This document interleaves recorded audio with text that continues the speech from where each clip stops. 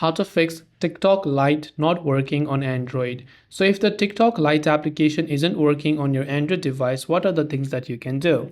The first thing to check is the internet connection. If you're using Wi-Fi, you can try to switch to cellular data or vice versa, and then see if that actually helps you solve the problem in the process.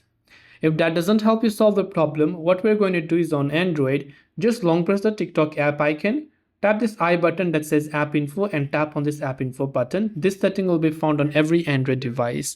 Once you're here, go to the option called storage usage, and from here clear the cached files, and you can also clear the data, which will reset the application completely.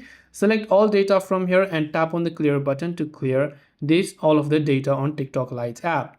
After that, go to your Play Store or App Store and search if the TikTok Lite application has an update. And if it does, then make sure to update the TikTok Lite application to the latest version. If it's still not working, uninstall the application, reinstall it, and see if that helps you. So I hope this video helped you out. If you have got any further questions, do feel free to leave them down below. As always, thanks for watching till the very end of the tutorial, and see you soon in the next video.